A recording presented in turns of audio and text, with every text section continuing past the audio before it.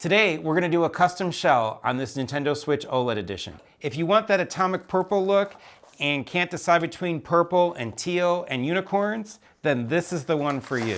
So as you can see, we've got all the other parts that we need pretty much for this. I don't know exactly if we have everything we need, but it looks like there's extra screws. It looks like you've got both Joy-Cons.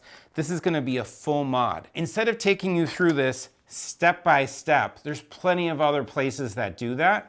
What I'm gonna do is I'm gonna go and try and do this as quickly as I can. Whoa, what's going on? What's smoking? Right now, I've got to do it a lot faster if I'm gonna get the kids early. New plan. All right, this doesn't work anymore. We let the smoke out of it. It was important. So we had to get a renewed Switch from Amazon. It's not brand new, but it was only, what is it, $2.99? Maybe less. About $100 cheaper. Got it overnight. All right, so here it is.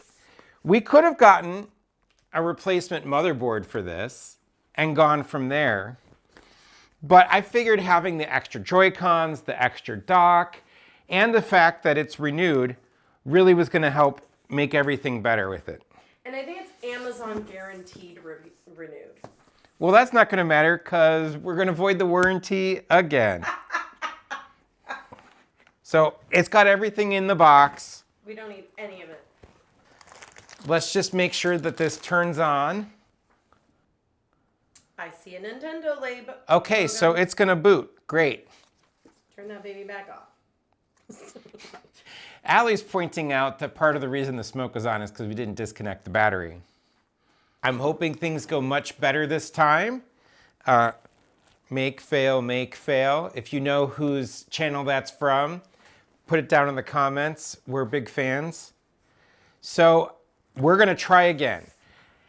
We're gonna do this again. We're gonna get it right this time. Slow is fast. That's the mantra. We didn't remember that yesterday or the day before.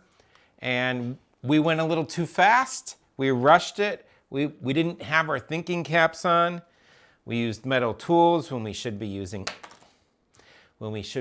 plastic. We didn't unplug the battery. All sorts of things. We're gonna go slow, be thoughtful. And I think even with going slower and being cautious, we actually will probably go faster because I've now taken some of these parts off 3 or 4 times. We're gonna go through, get the new cover on, talk about how much we like it, what we don't like, our thoughts and concerns. I'm gonna do this the fast way, actually. Well, she's done. New shell and all. Pink unicorns. We're at the Pink Unicorn Club. It's all working and assembled. We finally got it. I detailed the buttons here so it's easier to read. I even detailed the buttons up here. I think the risk to doing the whole mod, this is about as difficult down here as doing the controllers. So it's up to you whether or not you want to do it. If you fail at doing one of the controllers, it's about $35 to replace it. If you fail at doing this down here, you might damage the motherboard. And damaging the motherboard is at least a $120 failure, if not more. Replacing just the console portion of this, if you do fail, is at least $220 to get a renewed piece. Right now, Switch OLEDs, you can get renewed on Amazon, eBay, bunch of places for about $2.99. So if you wanted to have something that was a really unique custom Switch, I think this is pretty much the only way to do it. It all depends on how much having that custom look is valuable for you. Is it worth doing to a Switch in 2025 on the OLED edition? I think it is because gameplay is still buttery smooth and the OLED screen on this is second to none. I can't think of another console that has a screen that looks this good. Having done this once, it's always easier. If you have a friend who's done it, have them do it with you. If you want to do this, you should definitely watch the Extreme Rate video first. That is the manufacturer of the shell. They do an okay job of walking you through each step. Some of the pieces are actually pretty quick that they go through, and some of it requires some like finger dexterity to kind of get right. All of those things are what makes this challenging. I really wish that Extreme Rate had a list of directions and they itemized all the screws and they told you in the exploded view where all the screws went. They did not provide that. So you're like going around back and forth on the video trying to figure things out. That was actually pretty difficult. If you want to do the kickstand, that's easiest. This back panel here is probably the next piece of difficulty. The next hardest, I think, is this here because it's the highest risk. You have to basically take apart the entire internals to get to one screw. If Nintendo had designed this a little bit differently, the repairability and the ability to go in there and fix things, it's honestly easier to fix the battery in these than it is to take that one back panel out. These two controllers are then the most difficult, but I think they're lower risk. Right in here, in these Z buttons, there's springs that like to bounce all over the place. And in getting them out, they're not designed to be repaired. So in getting them out, one of the micro switches broke on us.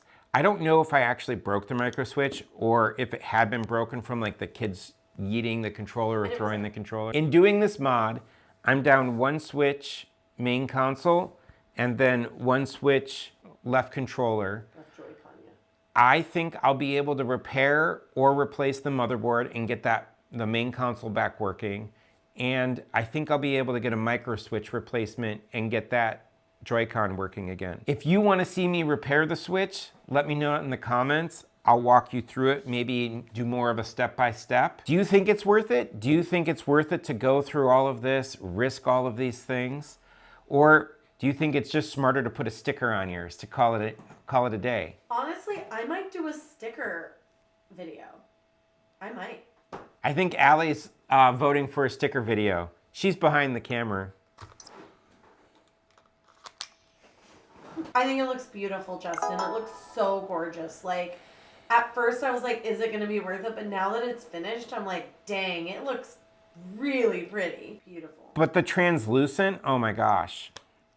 It's just really pretty. Actually, when you have this headgear on at the end, putting this ridiculous headgear on like this, you're not gonna do this all the time, but the glitter is three-dimensional, embedded in the plastic. Oh, yeah. It's like really a trip to look at. Should you attempt this mod? You're gonna know the answer to that, but if you're unsure, probably not. I do think that the 3 hours is probably accurate, but I think with this, trying to go fast is actually slower because you're gonna break something, you're not gonna be paying attention. I think really taking your time and breaking it up into small little bursts and small little accomplishments is probably the way to go. Do I think it's worth it? For me, it was. For you, you're gonna have to judge that. Over here is where YouTube recommends the next video. Here's our next video that YouTube recommends. YouTube thinks you'll like this video next. This video here is the best video for you right now.